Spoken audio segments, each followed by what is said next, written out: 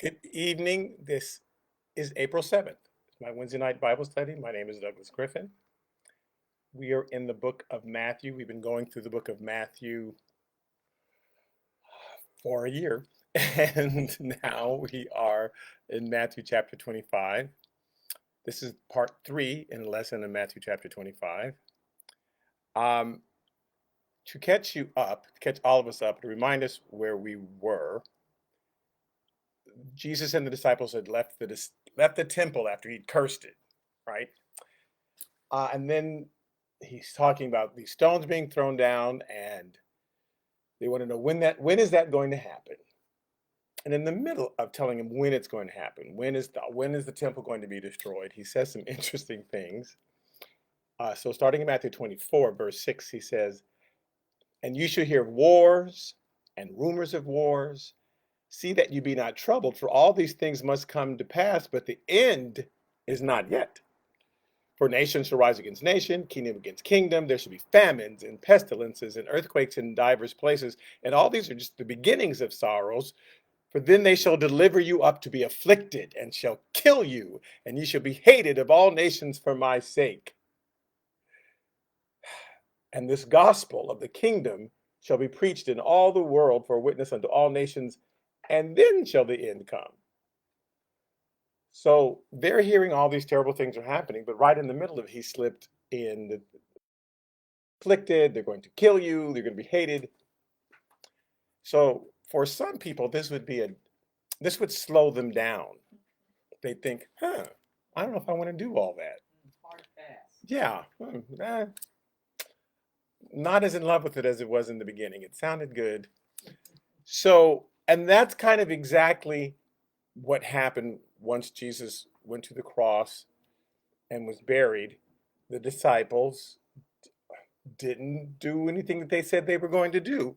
And if you think, uh, when the teacher leaves the classroom for whatever reason, there's a certain percentage of kids who will keep working dutifully. That's not a large percentage. Just think back. There's a certain percentage of kids who won't do anything. They're not goofing around. It's like, oh, the teacher's gone. I might as well just sit here and do a crossword puzzle. That's back in our day. Get on my cell phone, right? But then there's another percentage of kids who like, oh, teacher's gone, and they're gonna goof off. Not only are they not doing the assignments, but they're gonna be bad, right? And because the disciples are human, that's exactly what they did. Once Jesus was gone, once their leader was gone, in John 20th, it records the day that Jesus rose from the grave. They didn't go meet him there because they were like, oh, they're depressed and they're scared and they've locked themselves away. And in John 20:19, we read this last week, that then at that same, oh, I am reading, no wonder. Let me, here's the one I want. Okay. So in John 20, verse 19, it says, then that same day at evening, the same day that Jesus rose and Mary and Martha saw him, being the first day of the week, when the doors were shut, where the disciples were assembled for fear of the Jews, so they had locked themselves in. They weren't out preaching, he is arisen. I got like 20 different messages. They were all lovely. He's risen. Happy Resurrection Day. That's not what the disciples were doing. They had locked themselves away. So then came Jesus, stood in the midst, and said unto them, peace be unto you, right? And they freaked out, and he had to show them all this stuff. And in verse 21, 23, 21, it says, then Jesus to them again said, peace be unto you, like calm down, as my Father has sent me, even so I'm sending you. So he's saying, go out, spread the news. I've risen from the grave. Go out and tell people. He left. They didn't move. They didn't do a thing. Because he had said, you're going to be persecuted. They're going to. So it says, after 8 days, again, his disciples were within that same room, verse 26 of John chapter 20. And Thomas was with them. And then came Jesus, the doors being shut. And he stood in the midst and again said, peace be unto you. And it's the same thing. Go out and do what you're supposed to do. And then he disappeared. They didn't do anything. Next chapter, John chapter 21. A few days later, it says they were together, and Simon Peter, Thomas, Nathaniel, James and John, the sons of Zebedee, and two other disciples. And Simon Peter said, I'm going fishing. And they all said, okay, we'll go with you. So not only were they not on the assignment that they had been given, and Jesus had been giving them assignment for 3.5 years and explaining how the kingdom of God worked and go out and heal the sick and raise the totally, I'm sending you out to spread the good news. They went fishing. So these are the students who, when the teacher is gone, not only do they not do the assignment, and they don't do nothing, they're like, I'm gonna throw stuff out the window and see if he can fall. I mean, people just think of crazy stuff, especially boys, because something's wrong with them at that age. I'm talking high school students. Something's genetically wrong with them. So they went fishing, and then Jesus appeared on the shore, and Peter jumps in the water, swims to shore, and this is when Jesus says to him, Peter, do you love me? Oh, yes, I love you. Then feed my sheep. And he says that like 3 times, right? Because you're not doing, I asked you to go out. I'm gone now, but I told you I was going to give you the Holy Spirit. I told you I was going to give you the Comforter. Here, you have your assignment, so go. So Jesus knew what was going to happen, which is exactly what did happen. So that's why he gives these 3 parables. And we were on the third one, but I'm just reminding you that there was the parable of the faithful and the evil servant. And he says, if that evil servant will say in his heart, my master is delayed in coming. So that's the bad students. Those are the people like, oh, he's not going to be here for a long time. So he beats he does crazy stuff. This is when they went fishing, right? They like, I'm going to go fishing. I said I was going to make you fishers of men. Remember, I took you off the boat 3.5 years ago. They're back in the boat. We're not going to risk ourselves for you. Okay. And it says, then he gave the parable, but he's giving that parable to say there's the faithful servant who's doing what he said, and then there's the unfaithful servant. And when the master comes back, that unfaithful servant is going to get in trouble. Then he gives a parable about the foolish virgins, and says, the foolish said to the wise, give us some of your oil, for our lamps are going out. And they said, no, we can't. And you can't get somebody else's oil. You have to be prepared.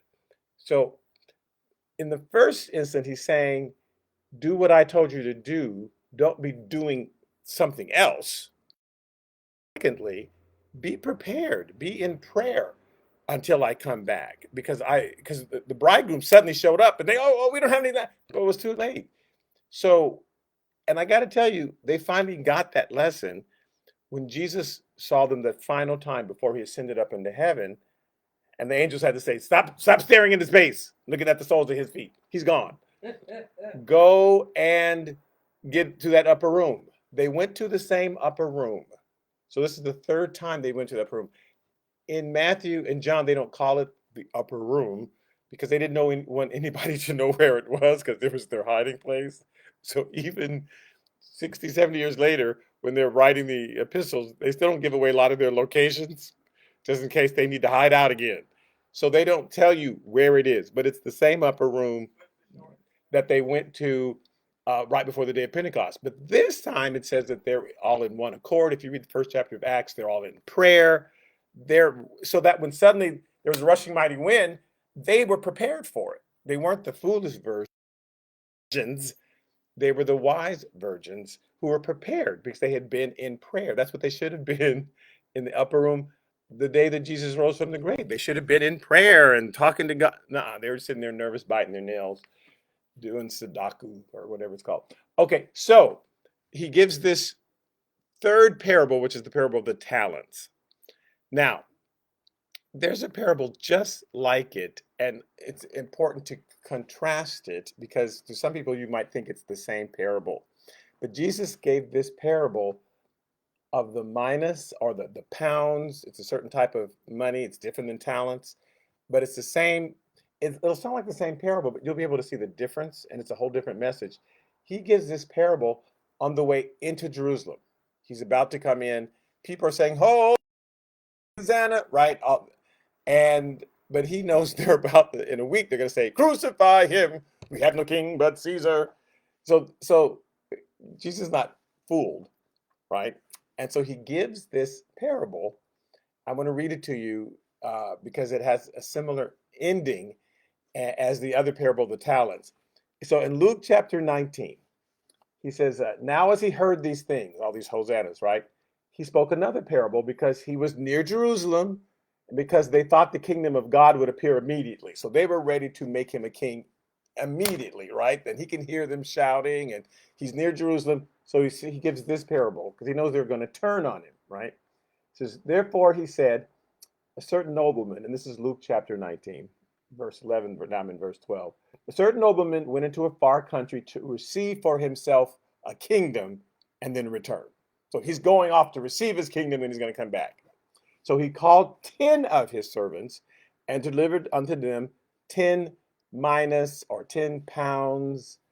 You might say minas, but it's like it's not a talent, but it's a nice chunk of money. So he had 10 of these, and he had 10 servants. So they each got one. They each got exactly the same thing.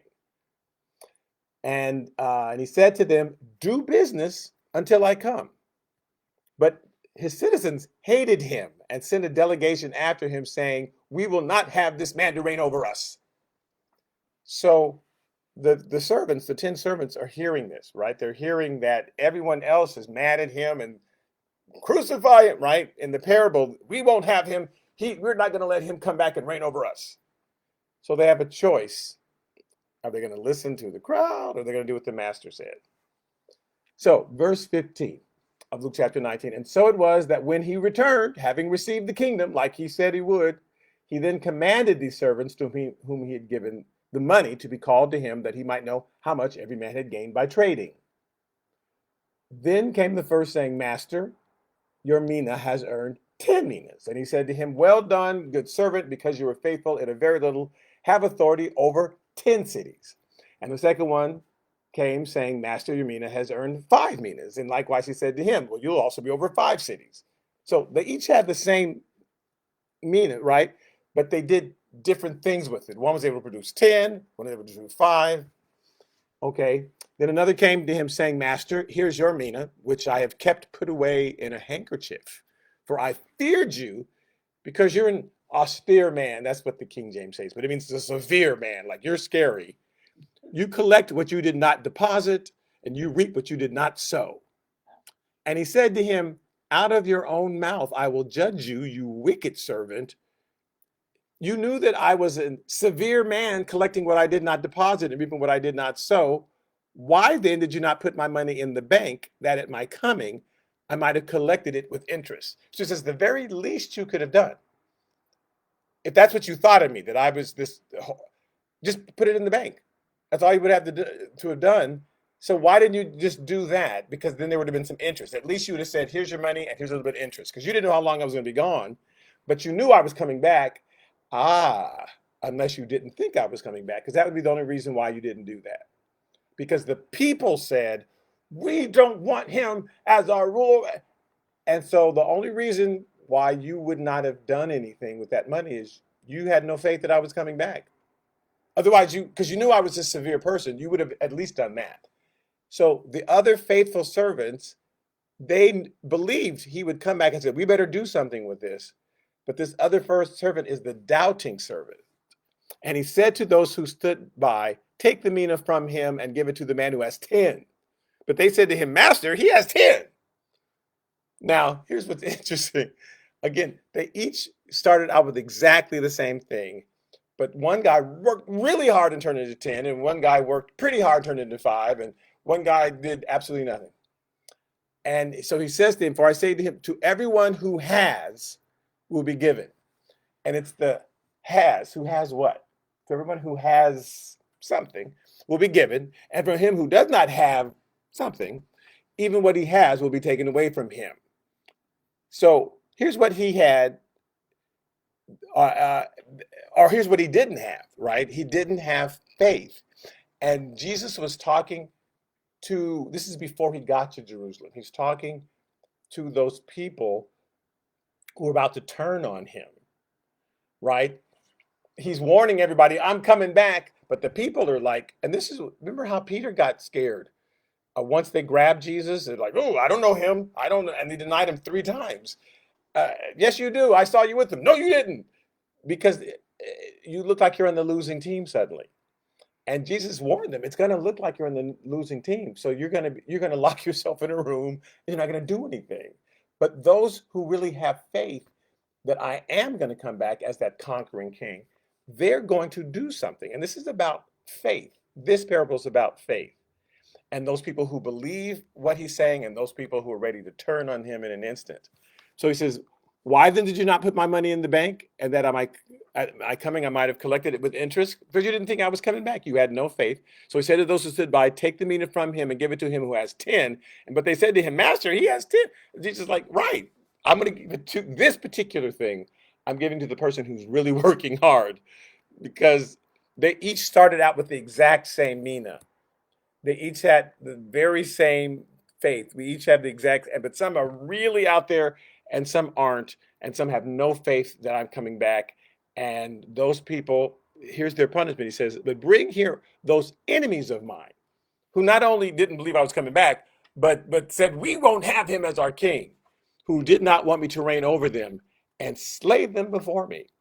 So he's giving this parable to warn the people who are saying, Hosanna, right? Like, you're going to turn on me because you don't think I am who I say I am. But just do know I am coming back. And for those of you who believe and receive, and then you'll have your reward. But those of you who don't believe, who are on the opposite side, who won't receive me as your king, know that the king is coming back and there will be punishment. So it sounds similar to this parable of the talents, but there's some very profound differences. So let's look at the differences. So after he had come to Jerusalem and after he'd gone to the temple, right? 3 different parables: parable of the wicked servant, parable of the 10 virgins, and now the parable of the talents. So he says, for the kingdom of heaven is like a man traveling to a far country, who called his own servants and delivered his goods to them. And to one he gave 5, and to another 2, and to another 1. So that already the story is different, because he's giving them all different things. In that original story, he gave them all exactly the same thing. To each of us has been given a measure of faith. We either exercise it and believe in the God, or we believe in the devil. We either believe in God or we believe in the world. But we've all had that faith. So either have faith that God's going to do what he says he's going to do, and that he is who he says, and at the end of time, we're going to all be standing before him. Or you think, this is all made up. This is just, they made this up. And just like, okay, you can believe that. But at the end of time, when I come back, you'll be sorry.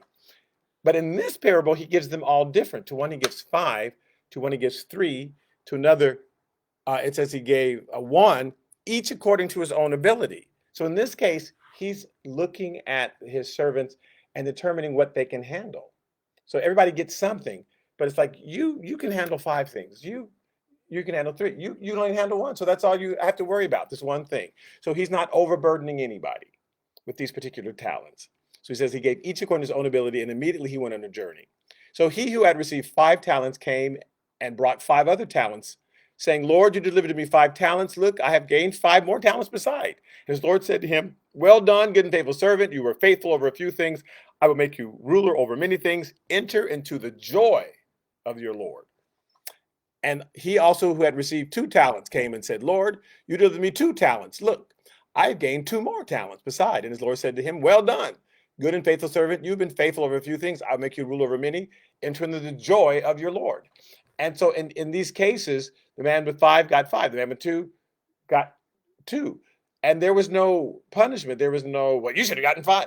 You did with what you were supposed to have done. That's all I was requiring of you. God looks at everybody and he knows exactly what we can do, what we can handle. And that's all he wants for us, is us to do what he's given us to do.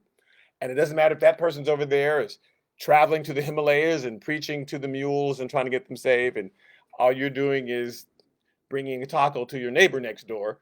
That's all God may have told you to do. He's good with it. He's going to be mad, though, if you don't do that. Like, this man went all the way to the Himalayas and you couldn't go 10 feet to your neighbor and hand him a taco. So, okay, which is what happened to this other one. So it says, then we're in verse 24, Matthew 25. Then he who had received the 1 talent came and said, Lord, I knew you to be a hard man, reaping where you've not sown and gathering where you've not scattered seed. And I was afraid and went and hid your talent in the ground. Look, there you have what is yours. But his Lord answered and said to him, you're wicked and lazy. So he's not faithless. This is the lazy one. This is the one who does nothing. So he's given three examples in these parables. One is the servant who, when the master is gone, thinks, oh, he's not coming. And he does wicked things, starts beating everybody. He's not coming back.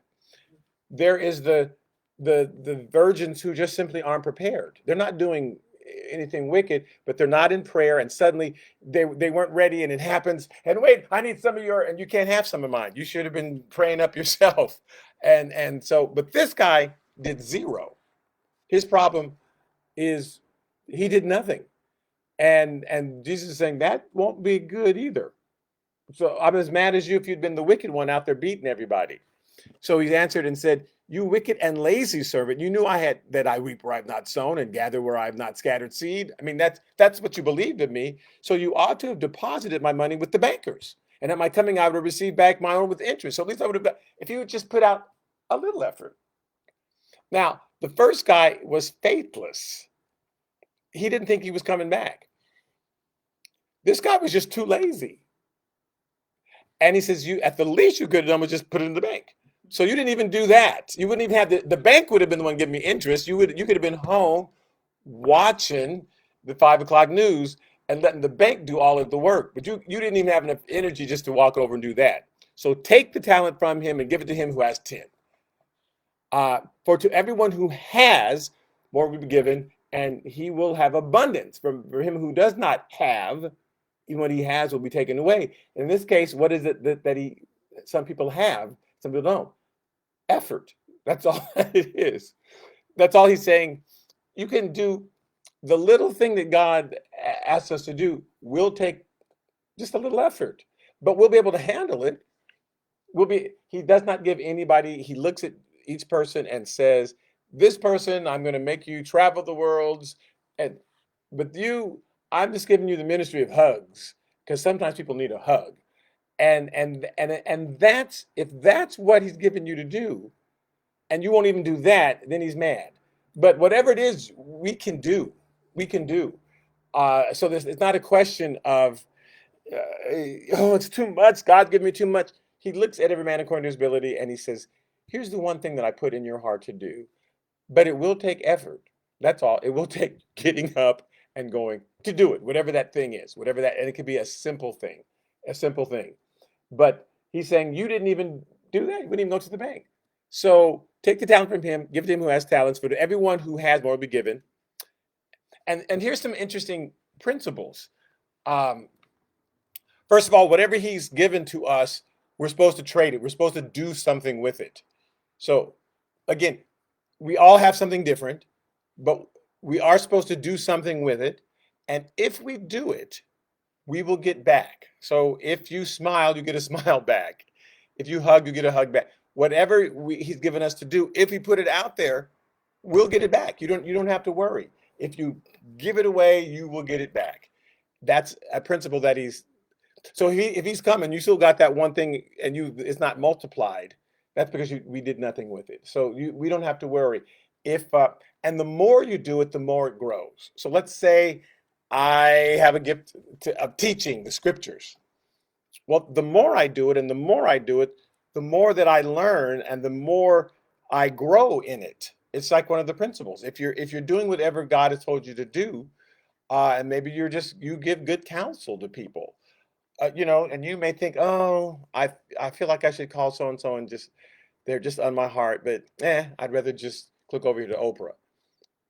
Okay, but if you go ahead and call that person, you'll find that gift growing, and God will put other people on your heart to call. You know what? I just felt like calling you today and to see how you're doing, and He'll give you more. Your gift will grow the more you use it, and you'll have more advice for people. Then you're like, I don't know why I'm telling you this, but I just feel like saying blah blah blah, blah. And because that's your gift, right? It doesn't have to be traveling across the world. It could be just picking up the phone, but you don't have to do that. You could just sit there. But just know you get in trouble when God comes back. But if we use our gift, it will grow. It will grow. So to everyone who has, more will be given, has effort, right? And he will have abundance. But for him who does not have any effort, even what he has will be taken away. We know that's true in the natural. Like we all have muscles. If you exercise them, they will grow. If you do nothing, slowly your muscles start to wither away. That's just how, because from non-use. And those unprofitable branches that are producing no fruit, Jesus keeps saying, I'm going to take them and I'm going to cast them to the fire. So, because what's the point of having grape trees? I just make stuff up all the time. Bless my heart. Like apple trees, and there's the branch, there's no apples on it. It's like, well, cut that branch down. It's not producing. Uh, we would do that. And God's like, there's energy being wasted going to that branch that's not producing, while the water needs to go to those branches that are producing. So cut that one down so that energy can now go to where those people are being profitable. So he says, and then he says, cast that unprofitable servant into the outer darkness. So you got everybody who enter into my joy. Well, you're going to enter into darkness. So if you're doing what God wants you to do, whatever that is, whatever he puts on your heart. And listen, it could be when that grocery boy comes or to deliver your groceries, or girl, and you something may touch you, and you think, you know, I'm gonna give them like $10 tip. I don't even know why, but I'm just gonna give them that. Made $10 or $20 may mean nothing to you, and that could be medicine for that child's family or something. You don't know what God's and that's something. That's doing what God put on your heart to do. And he says, if you do that, I'll give you more. You say, oh, I have extra money this week. I don't know why. Well, God knows why, because you were free. You gave it out when it was time to give it out, and God blessed you with more. And that's just what he will do. So, but if we're not doing anything, then the little bit we do have, you know, it seems like my money just be getting away. And so, you know, it'll be taken away, whatever your gift is, if we're not using it. So the unprofitable servant will be cast into outer darkness, and where there'll be weeping and gnashing of teeth. So uh, then do I have, yes, I do. Okay. So then the next parable, and the final parable in this section, is the parable of the goats and the sheep. So he says, now when the Son of Man shall come in his glory, and this is different from coming in wrath. This is different than coming in judgment, obviously. Hopefully it sounds differently when he comes finally, because at the end of this age, he's coming in judgment. That who can abide the great and terrible day of the Lord? However, when he comes in glory, so at the end of all this, when I'll be passing out my rewards, when I come in my glory. So that's at the end of time. Now he's finally talking about the end of time. He wasn't until this very moment. But when the Son of Man shall come in his glory, and all the holy angels are with him, then shall he sit up on the throne of his glory. And before him shall be gathered all nations, and he shall separate them one from another. So this is a whole different time. This has nothing to do with the destruction of Jerusalem and all that other stuff that he's been talking about. Because that's the end of the Jewish age. But now he's talking about the end of the church age, the end of time, when he finally comes to hand out all the rewards to all of us. Now we're all here in this part. He says, they shall gather all the nations before him, and he shall separate them from one another, as a shepherd divides his sheep from the goats. And he shall set the sheep on his right hand and the goats on the left. And then shall the king say unto them on the right hand, come, blessed of my Father, inherit the kingdom prepared for you from the foundation of the world. For I was hungry, you gave me meat. I was thirsty, you gave me drink. I was a stranger, you took me in. Naked, and you clothed me. I was sick, and you visited me. I was in prison, and you came to me. Then shall the righteous answer him, saying, Lord, when we saw you hungry, or fed thee, or thirsty, and gave thee drink? So clearly, and now he's talking about us now. Because we don't see Jesus. They saw Jesus, so they wouldn't have been surprised. Who that? But we might say, when did you lived 2,000 years ago? When did that happen? When we saw you a stranger and took you in, or naked and clothed you? Or when did we saw you sick or in prison and came unto thee? And the king shall answer and say to them, verily I say to you, inasmuch as you've done it unto the least of these my brethren, you've done it unto me. So when you went out and you saw that person who was hungry and you gave him something to eat, when you went out, right? That when you did it for the least. Now it's easy to do it for the most. Some important person shows up. It's very easy to put out your best for them and try to impress them. it's harder to do it for the least among us. It's easy to ignore the least among us. So then he shall say also to them on the left hand, depart from me, you cursed, into everlasting fire, prepared for the devil and his angels. So you're going to go into the kingdom, but you guys are going to go into the fire that's been prepared for the devil and his angels. Wasn't meant for you, but you certainly have earned a ticket into it. And he says, for I was hungry, you gave me no, I was hungry and you cut off my food stamps. I was thirsty because the water was poison and you wouldn't pass a law so I can get clean water. I was a stranger and you put up a wall so couldn't get in. I was naked and you put me in prison for being on the public streets. I was sick and you cut off my health care. I was in prison and you increased my prison time. 3 strikes and you're out. Make sure I stayed there. And then they shall answer him and say, Lord, when were you hungry or thirsty or a stranger or naked or sick or in prison and we didn't minister to you like we would?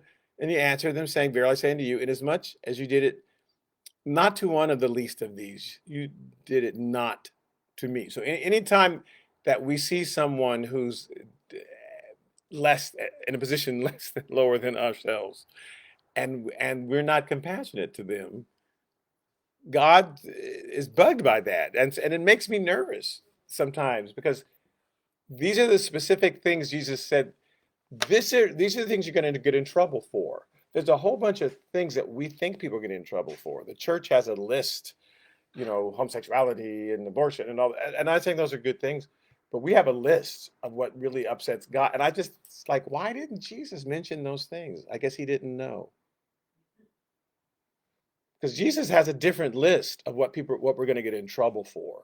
If you are not doing these things, feeding the hungry and taking in the foreigner, the stranger, helping the homeless, making sure that the sick get care, and people in prison that we're visiting them and praying with them.